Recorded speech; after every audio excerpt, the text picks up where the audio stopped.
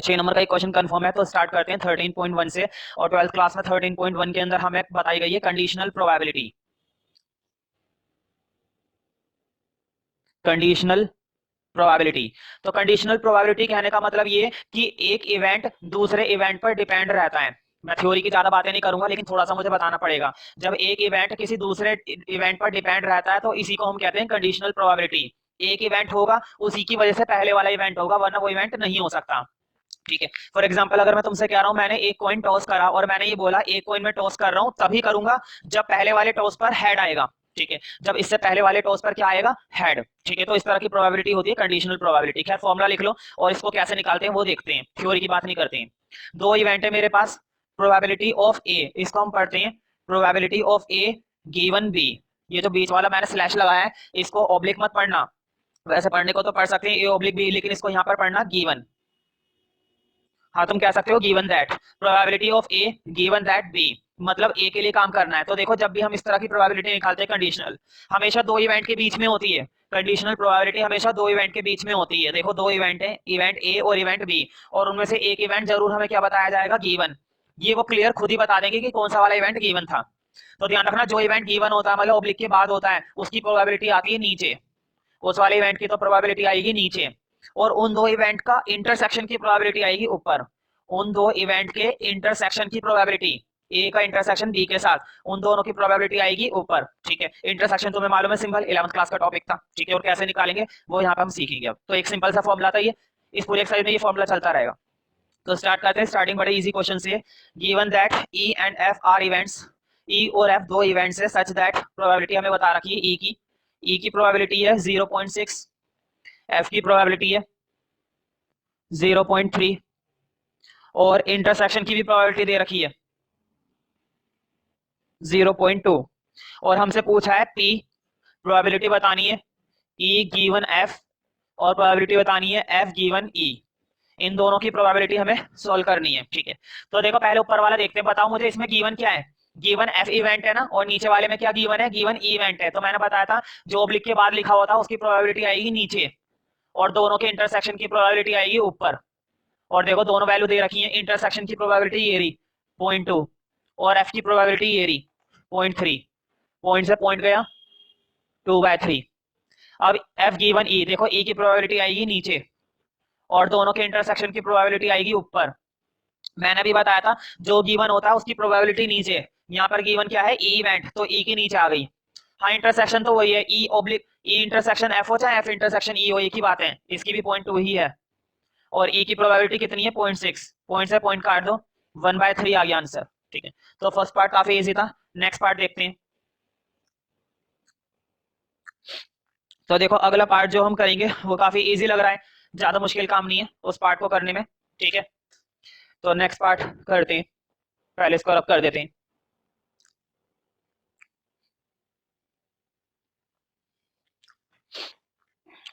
देखो compute P A oblique B, मतलब A given that B, और पी भी हमें दे रखा है, मतलब प्रोबेबिलिटी ऑफ बी बता रखा है 0.5, probability of A intersection B ये भी हमें दे रखा है 0.32। अब निकालते हैं।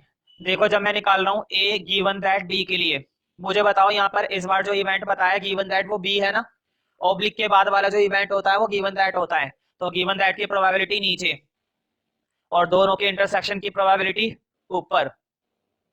जो भी गिवन दैट होगा उसकी प्रोबेबिलिटी नीचे और दोनों के इंटरसेक्शन की प्रोबेबिलिटी ऊपर। अब दोनों वैल्यू दे रखी है, पी भी हमें दे रखा है 0.5 और इंटरसेक्शन की प्रोबेबिलिटी है 0.32। एक काम करो, पॉइंट से पॉइंट काटना है तो जीरो लगा लो ताकि डिजिट बराबर हो जाए। अब पॉइंट से पॉइंट काट दो, 32 अपॉन में 50। हाँ थोड़ा बहुत कट रहा है तो काट दो, नहीं तो रहने दो, थोड़ा सा कट रहा है। 2 1 2, 2 6 12, 2 2 5, 2 5 2 2 4, 2 5 10। ठीक है, अब नहीं कट रहा है किसी से, तो 16 अपॉन में 25। नेक्स्ट क्वेश्चन देखते हैं, काफी इजी है।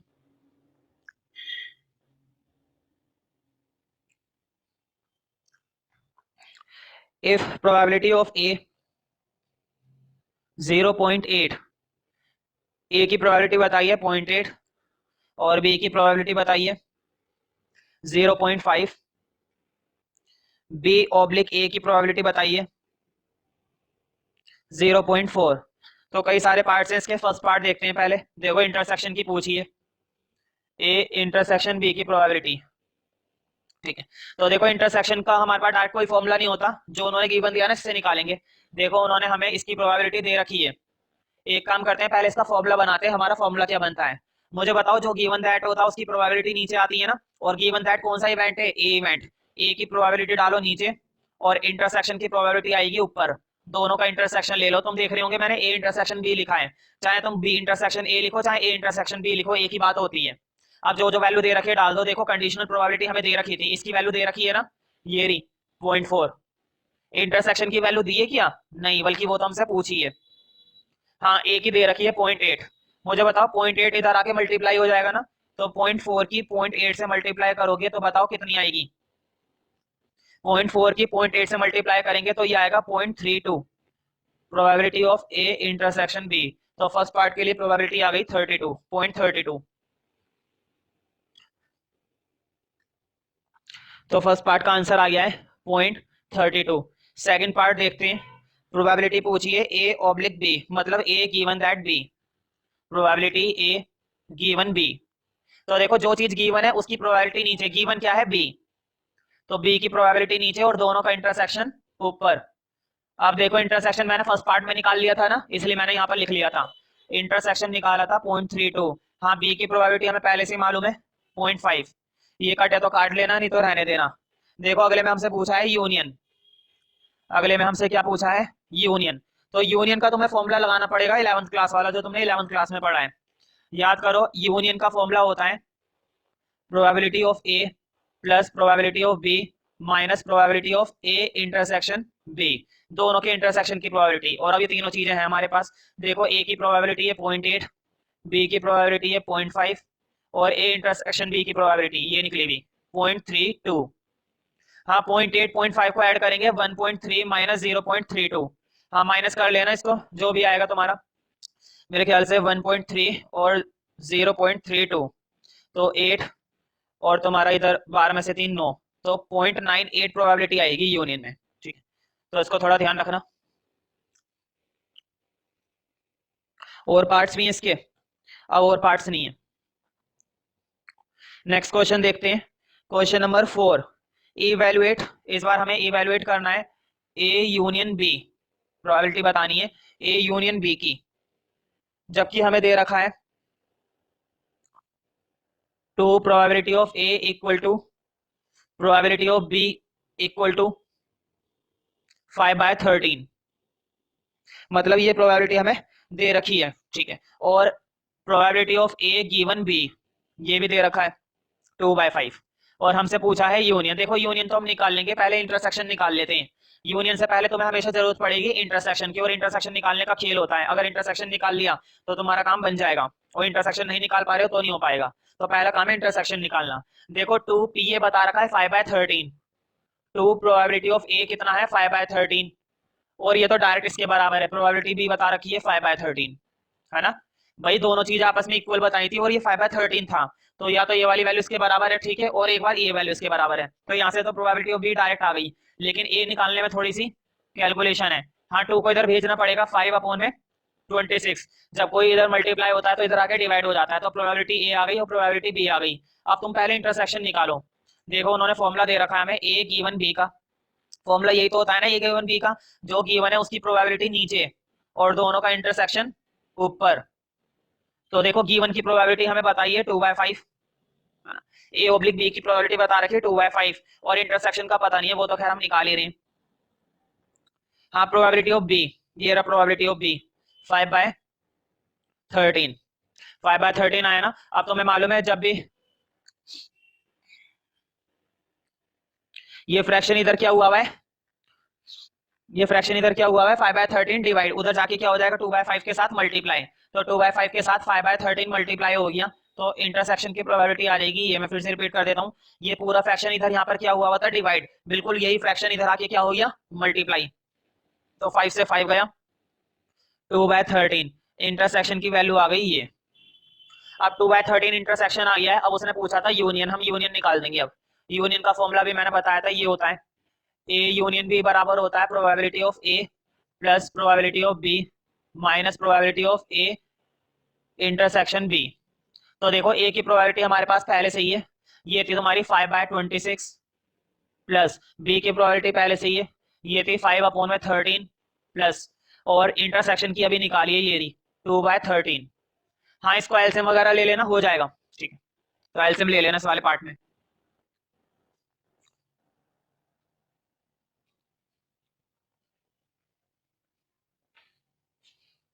हाँ नेक्स्ट क्वेश्चन देखते हैं, question number 5। If probability of A B और यूनियन, देखो हमें ए की बी की और यूनियन की प्रोबेबिलिटी दे रखी है, इंटरसेक्शन पूछा है और कंडीशनल प्रोबेबिलिटी पूछी है, तो ये निकाल लेना, ये पार्ट्स हो जाएंगे तुम्हारे। 5वां क्वेश्चन होमवर्क है, मैं चेक करूंगा। ठीक है, हाँ क्वेश्चन नंबर 6 देखते हैं। अ कॉइन इज टॉस्ड 3 टाइम्स, एक कॉइन है और कितनी बार टॉस किया गया है? 3 बार। एक काम करिए करो, सबसे पहले सैंपल स्पेस बना लिया करो, तो सैंपल स्पेस बना लेते हैं। देखो 3 बार टॉस करा है, ऐसा हो सकता है ना कि तीनों बार क्या आ गया? हेड। ऐसा हो सकता है ना कि तीनों बार क्या आ गया? हेड। और ऐसा भी हो सकता है कि तीनों बार क्या आया हो? टेल। ये भी हो सकता है तीनों बार क्या आया हो? टेल। अब देखो कैसे रिप्लेस करेंगे। देखो तीनों बार हेड आया, हो सकता है तीसरी बार टेल आ जाए, है ना? हेड हेड टेल हो सकता है। अब टी को बीच में ले आओ, एच टी एच। अब टी को फर्स्ट पर ले आओ, टी एच एच। मैं तरीका सिखा रहा हूँ। तीनों बार हेड, अब टी फिट करना है, सबसे पहले यहाँ पर टी फिट करा, फिर टी को बीच में लिया है, फिर टी को स्टार्टिंग में लिया है। ठीक है, इसकी तो हो गई पूरी लाइन। अब नीचे देखते हैं। अब देखो हो सकता है लास्ट वाले पर हेड आ जाए, अब हेड को बीच में ले आओ, फिर हेड को स्टार्टिंग में ले आओ। बन गया ना सैंपल स्पेस कंप्लीट। ध्यान रखना 8 बनते हैं, जब एक कॉइन टॉस किया जाता है 3 बार तो सैंपल स्पेस बनते हैं 8। ठीक है, जब कॉइन टॉस किया जाएगा 4 बार तो सैंपल स्पेस बनेंगे टोटल 16। ठीक है, तो फिलहाल हमारे पास नंबर ऑफ सैंपल स्पेस कितने हो गए? 8। ये लिखना जरूरी है क्योंकि प्रोबेबिलिटी पढ़ रही है। अब देखो फर्स्ट पार्ट ई दे रखा है, फर्स्ट पार्ट में ई एक इवेंट है, और इवेंट क्या है? देखो head on third toss. E event ये है कि हेड होना चाहिए थर्ड टॉस पर। जब हमने तीसरी बार टॉसिंग करी तो क्या आना चाहिए? हेड। तो बताओ तीसरी बार टॉसिंग में हेड होना चाहिए ना? क्या तीसरी बार की टॉसिंग में हेड है? हेड है। क्या तीसरी बार की टॉसिंग में हेड है? नहीं, टेल है। क्या तीसरी बार की टॉसिंग में हेड है? हेड है। तीसरी बार की टॉसिंग में हेड, तीसरी बार की टॉसिंग में हेड नहीं, तीसरी बार की टॉसिंग में हेड है। यहाँ पर हेड है नहीं है। तो देखो इवेंट में कौन कौन से आ गए?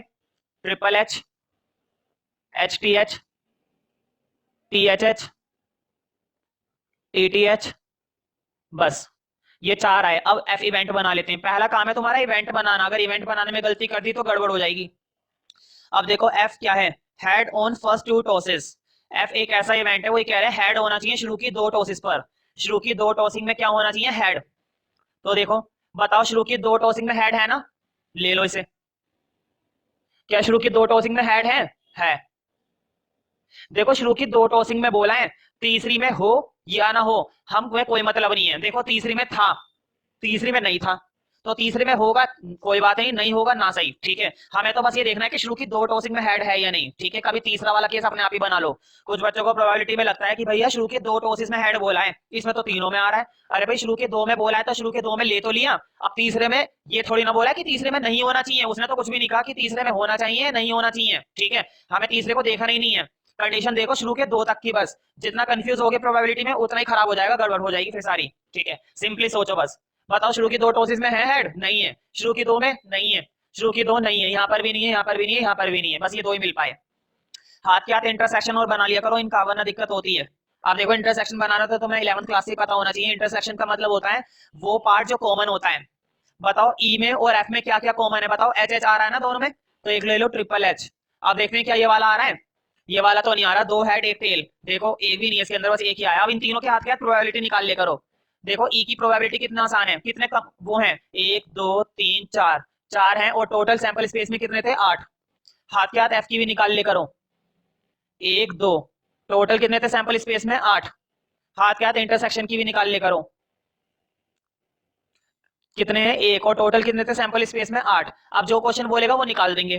पहले तीनों इवेंट तैयार कर लिए, तीनों इवेंट की प्रोबेबिलिटीज बना ली। अब देखो क्वेश्चन में जो पूछा है वो निकाल दो। देखो क्वेश्चन में केवल इवेंट बताया था, ये नहीं बताया था ना कि प्रोबेबिलिटी कौन सी निकालनी है।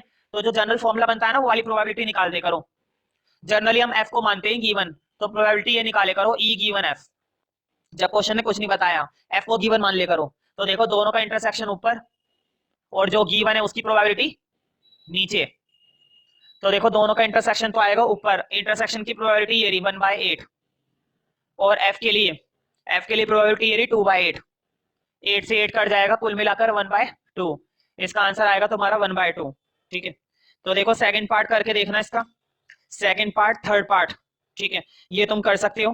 देखो इसमें तुम क्वेश्चन नंबर 6 के बाकी के पार्ट्स करके देख लेना, ये आराम से हो जाएंगे, कोई दिक्कत नहीं है इसे करने में, इजी पार्ट है। क्वेश्चन नंबर 7 में भी देखो, बस तुम्हें सैंपल स्पेस बनाना पड़ेगा, 2 कॉइंस आर टॉस्ड वंस, फिर इवेंट को पढ़ते चलना और कंडीशनल प्रोबेबिलिटी निकालते चलना इनकी।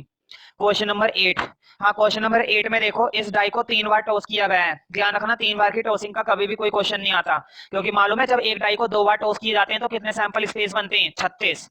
एक डाई को जब 3 बार टॉस किए जाते हैं तो सैंपल स्पेस बनते हैं 36, तो 3 बार की टॉसिंग में बनेंगे 216, तो इतना लेंथी कभी नहीं रहता। ठीक है, फिर भी अगर तुम्हें इसका थोड़ा बहुत देखना है रफली, बहुत इजी होता है। ठीक है, उसमें एनसीईआरटी में क्वेश्चन एक्सप्लेन कर रखा है, देख लेना एक बार।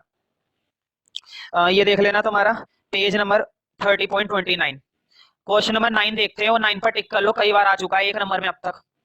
Mother father and son line up at randomly for a family picture, मम्मी पापा और बेटे ने पिक्चर के लिए लाइन में खड़ा किया है, मम्मी पापा और बच्चे को। ठीक है, और इवेंट क्या है, तो चलो इवेंट तो बाद में देखते हैं, पहले सैंपल स्पेस बना लेते हैं। तो देखो मम्मी पापा और सन, ठीक है, तो मदर फादर सन, MFS से दिखाऊंगा। तो पहले सैंपल स्पेस बनाते हैं। देखो एक तो यही बन सकता है, मदर सबसे पहले, फिर फादर, फिर सन, है ना। अब रिप्लेस करना है, हो सकता है सन बीच में आ जाए, हो सकता है सन सबसे पहले आ जाए, है ना, पहला केस ये हो गया। ठीक है, अब जरा इसका उल्टा देखो, देखो सन तो सबसे पहले ले लिया, मदर को भी सबसे पहले ले लिया, किसका केस बचा हुआ है, फादर का। फादर को सबसे पहले ले लो, सन को बीच में ले लो, मदर को बाद में ले लो। ठीक है, देखो मदर भी सबसे पहले आ गई 2 बार, सन सन अभी तक केवल एक ही बार पहले आया है। ठीक है, सन को एक बार वो ले लो, और फादर बाद में आ गया। ठीक है, तो अब उसके बाद एक केस और बचेगा, देखो मदर भी 2 बार पहले, सन भी 2 बार पहले आ गई, अब फादर पहले 2 बार आएगा, एक और आएगा फादर। अगर मैं सन और मदर लेता हूं तो वो आ चुका है, यानी कि MS आएगा, FMS। ठीक है, अब ये जरूर देख ले करो इस तरह के क्वेश्चन में कि कोई सा मैंने इवेंट, कोई सा भी आउटकम मैंने 2 बार तो नहीं लिख दिया, 1 2 3 4 5 6, टोटल 6 बनेंगे, 3 × 2 6। ठीक है, अब शुरू करते हैं, अब देखते हैं इवेंट क्या थे, पहले ई इवेंट देखते हैं। सन ऑन वन एंड, उन्होंने कहा है एक तरफ सन होना चाहिए, सन ऑन वन एंड, मतलब सन क्या होना चाहिए, किनारे पर, या तो स्टार्टिंग में होना चाहिए, एंड में होना चाहिए, बीच में नहीं होना चाहिए। ठीक है, सन ऑन वन एंड। ठीक है, तो देखो सन ऑन वन एंड, इसे ले लेंगे ना, देखो एंड में, इसे नहीं ले सकते, इसे ले लेंगे, इसे भी नहीं ले सकते, इसे ले लेंगे, इसे भी ले लेंगे। अब F इवेंट बनाते हैं, फादर इन द मिडल, पिता बीच में होने चाहिए, तो देखो फादर के लिए आ गया MFS बीच में, एक ही एरा SFM। ठीक है, 2 ही केस बने। ठीक है, अब हाथ के हाथ इनका कॉमन जरूर निकाल लिया करो अगर बनता है तो देखो इनका कॉमन, देखो MFS दोनों में है ना, एक तो ये आ गया MFS, और SFM ये भी दोनों के अंदर है। अब हाथ के हाथ इन तीनों की प्रोबेबिलिटी निकाल लो, मैंने बताया था चाहे क्वेश्चन कुछ भी पूछे पहले तीनों की निकाल लो। तो देखो ई की टोटल कितने, 1 2 3 4, और कंप्लीट कितने, 6। अब हाथ के हाथ इसकी PF, यहाँ पर आउटकम कितने, 2, और टोटल कितने, 6। यहाँ पर आउटकम कितने इंटरसेक्शन के अंदर, 1 2, और टोटल कितने हैं, 6। ठीक है, अब देखते हैं क्वेश्चन, अगर हमसे बोलिए कौन सी कंडीशन निकालनी है तो निकाल देते हैं, वरना जो फॉर्मूला होता है वही निकाल देंगे। तो देखो इसमें भी नहीं बताया है ना, इसके अंदर भी हमें नहीं बता रखा कि किसकी निकालनी है, तो हाथ के हाथ वही फॉर्मूला के हिसाब से निकाल दो जो होता है E गिवन F, जो गिवन होता है उसकी प्रोबेबिलिटी नीचे और दोनों का इंटरसेक्शन की प्रोबेबिलिटी ऊपर। तो देखो इंटरसेक्शन, इंटरसेक्शन की आई है 2/6, और F की आई है 2/6, तो 2/6 2/6 1, तो इसकी प्रोबेबिलिटी आएगी 1।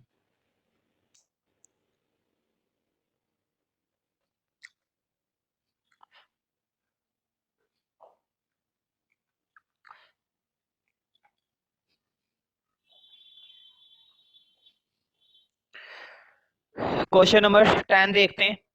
अ black and a red dice are rolled, एक ब्लैक और एक रेड डाइस रोल किया गया, सिंपल सोचो, वो तो नाम दे रखे हैं लाल और काला। ठीक है, नॉर्मली 6 आउटकम ही होते हैं, यानी कि टोटल कितने बनेंगे, 36। 2 डाइस हो गए ना, एक ब्लैक और एक रेड। जब भी हम 2 डाइस रोल करते हैं तो टोटल आउटकम कितने होते हैं, 36, एक पर 6 और दूसरे पर भी 6, तो 6 6 36। ये देखते हैं, find the conditional probability of obtaining a some greater than 9, मतलब एक इवेंट तो बन गया कि सम क्या होना चाहिए, ग्रेटर देन 9, आउटकम का सम 9 से बड़ा होना चाहिए। और गिवन वाला इवेंट क्या है, ये given that black dye resulted black dye resulted a 5, black dye पर क्या शो होना चाहिए 5, ठीक है। तो देखो इसको कैसे बनाएंगे, टोटल तो वैसे 36 बनेंगे, टोटल आउटकम कितने बनेंगे 36। तो देखो पहले ई इवेंट के लिए बना, पहले लिख लेना टोटल, सैंपल स्पेस आ गए तुम्हारे 36, वो तुम्हें पता होने चाहिए। तो देखो टोटल तुम्हें सारे बनाने की जरूरत नहीं है, टेक्निकली काम करेंगे, ये नहीं कि पहले 36 के 36 सैंपल स्पेस बनाएंगे, ऐसा नहीं है। सैंपल स्पेस बनाओगे हो जाएगा उससे, बस थोड़ा सा टाइम लगेगा, लेकिन थोड़ा 12th क्लास के हिसाब से टेक्निकली काम करो कि कैसे करें इस क्वेश्चन को। देखो उन्होंने कहा है कि सम क्या होना चाहिए ग्रेटर देन 9। अब मुझे बताओ दोनों डाइस की मैक्सिमम डिजिट 6 ही तो होती है, दोनों डाइस की मैक्सिमम डिजिट कितनी होती है 6। बताओ सम 12 से ज्यादा कभी हो पाएगा क्या, मैक्सिमम आउटकम ये वाला होगा ना 6 6, क्या इससे ऊपर भी कोई आउटकम बनता है, नहीं। मैक्सिमम सम कहां तक पहुंचता है 12, इसका मतलब उसने हमसे बोला है कि सम ग्रेटर देन 9 होना चाहिए। तो कौन कौन सा वाला उठाएंगे, एक तो 10 वाला, एक 11 वाला और एक 12 वाला, ठीक है। तो 12 से ऊपर कभी भी कोई सम नहीं बन सकता, तो पहले उठाएंगे 10 वाला, उसने बोला है 9 से बड़ा होना चाहिए, इसलिए 9 नहीं ले सकते, ग्रेटर देन 9। 10 से शुरुआत करते हैं, मुझे बताओ 10 पर सबसे पहला आउटकम बोला है ग्रेटर देन 9 और ब्लैक के लिए बोला है 5। तो देखो ऐसे में उन्होंने क्या बोला है ई इवेंट के लिए कि सम कितना होना चाहिए 9 से ज्यादा। मुझे बताओ दोनों डाइस पर जो आती है मैक्सिमम डिजिट वो यही तो होती है 6 और 6, एक डाइस पर मैक्सिमम डिजिट और दूसरे डाइस पर मैक्सिमम डिजिट क्या हो सकती है 6। और अगर हम दोनों का सम भी ले लें तो भी कितना बनेगा 12। इसका मतलब ये हुआ कि सम कभी भी 12 से ज्यादा हो ही नहीं सकता, जब दो डाइस को रोल किया जाता है तो 12 से ऊपर सम कभी नहीं बनता, ठीक है। और वो कह रहा है 9 से ज्यादा हो, तो 9 से ज्यादा कौन कौन से वाले सम लेंगे 10 11 12, 12 से ऊपर नहीं हो पाएगा। तो पहले ई इवेंट के सैंपल बना लेते हैं आउटकम। तो ध्यान रखना सैंपल स्पेस तुम बनाने को तो बना सकते हो, लेकिन बिना सैंपल स्पेस के करो तो ज्यादा बढ़िया रहेगा। 12th क्लास के सॉल्यूशन में वैसे सैंपल स्पेस दिया नहीं गया है, 12th क्लास में तुम्हें डायरेक्ट आना चाहिए तरीका। अब देखो सबसे पहले मैं सम ले रहा हूँ 10 वाला, फिर 11 वाला, फिर 12 वाला। तो अब देखो 10 वाला, 10 वाला यही तो बनेगा ना 4 और 6, इसका उल्टा कर दो 6 और 4, एक और बनता है 5 और 5। इन तीन के अलावा कोई सा भी और आउटकम 10 नहीं बनाएगा, तुम चाहे सारे बना के देख लो, ठीक है। और एक चीज और ध्यान रखना इस तरह के मेथड में, जब तुम्हें आउटकम पूरी तरह से याद आ रही हो तभी लिखना, वरना सैंपल स्पेस बना ही लेना, क्योंकि अगर एक आउटकम भी छूट गया तो क्वेश्चन गलत हो जाएगा, ठीक है। तो जब तुम्हारी पूरी कमांड हो सैंपल स्पेस पे तभी तुम इस तरह से कर सकते हो। वैसे सॉल्यूशन तुम्हें ऐसे ही करना चाहिए, क्योंकि 12th क्लास में कम से कम तुम्हें इवेंट याद होने चाहिए। अब देखो 10 वाला तो सम आ गया, 11 वाला, तो देखो अगला आ जाएगा 6 और 5, 5 और 6। इन दो के अलावा कभी भी 11 नहीं बनता, चाहे तुम कोई सा भी निकाल के देख लो, कभी भी 11 नहीं बनने वाला, ठीक है। एक लास्ट सम रह गया है 6 6, बताओ 12 का भी तो होना चाहिए ना। देखो 10 का 11 का और 12 का, इससे ज्यादा और कोई सा भी नहीं बनता है। अब एफ इवेंट देखते हैं, एफ क्या बोला है उसने कि ब्लैक पर क्या शो होना चाहिए 5। देखो ब्लैक हमारा पहला डाइस था ना, मतलब पहले नंबर पे क्या होना चाहिए 5, तो देखो इसके साथ इसके तो काफी बन गए, 5 1 5 2 5 3 5 4 5 5 और 5 6। उसने कहा था पहले डाइस पर क्या होना चाहिए 5, मतलब उसने क्या बोल रखा है ब्लैक पर, और ब्लैक हमारा पहला डाइस है, तो पहले डाइस पर क्या होना चाहिए 5, तो 5 बना लिया। अब इन सबकी प्रोबेबिलिटी, हाँ प्रोबेबिलिटी से पहले इंटरसेक्शन निकाल लो इनका, अगर कुछ आ रहा है तो, आ रहा होगा। देखो 5 6 तो है कॉमन, ये रहा 5 6 और 5 5 भी है, ये रहा, और कोई सा नहीं है, बस तीन इवेंट ही, ओ दो इवेंट ही है कॉमन, 5 5 5 6। अब इन तीनों की प्रोबेबिलिटीज निकाल लो। देखो इसकी प्रोबेबिलिटी, ई की प्रोबेबिलिटी बताओ, ई के कितने आउटकम थे 1 2 3 4 5 6, टोटल थे 6 और कंप्लीट 36 है। एफ की भी निकाल लो, एफ के भी कितने 6, और इंटरसेक्शन की भी निकाल लो हाथ के हाथ, जरूरत पड़ेगी क्योंकि दो इवेंट है और टोटल कितने 36। अब देखते हैं क्वेश्चन हमसे कंडीशनल पूछी थी, तो अब तो देखो आसानी से हो जाएगा, कंडीशनल निकालनी है ई गिवन एफ, तो ई की इंटरसेक्शन एफ के साथ प्रोबेबिलिटी ऊपर और एफ की प्रोबेबिलिटी नीचे, क्योंकि जो गिवन होता है उसकी आती है नीचे, तो इंटरसेक्शन की वो रही 2/36 और एफ की ये रही 6 अपॉन में 36, 36 से 36 गया 2/6, ये भी कट गया 1/3। तो इस तरह से तुमने ए पार्ट को सोल्व कर लिया है। अब देखो बी पार्ट में, बी पार्ट में क्या पूछा है, find the conditional probability of obtaining the sum 8 given that the red die resulted in number less than 4। तो देखो इस बार उसने बोला है सम क्या हो 8 हो, एक इवेंट तो क्या दे दिया कि सम कितना होना चाहिए 8, तो पहले 8 का एक इवेंट बना लेना और उसके सैंपल आउटकम बना लेना। और इसी तरह से रेड डाई पर क्या शो होना चाहिए नंबर लेस देन 4, 4 से कम लेस देन है ना, 4 से कम वाले नंबर, तो एफ इवेंट बना लेना, प्रोबेबिलिटी निकाल देना। इसी तरह से 11th क्वेश्चन देखो, इवेंट दिए गए तो इनकी तो सेपरेट प्रोबेबिलिटी बतानी है, तुम वैसे ही बता दोगे। 11th का फर्स्ट पार्ट, सेकंड पार्ट और थर्ड पार्ट ये सारे कर लेना।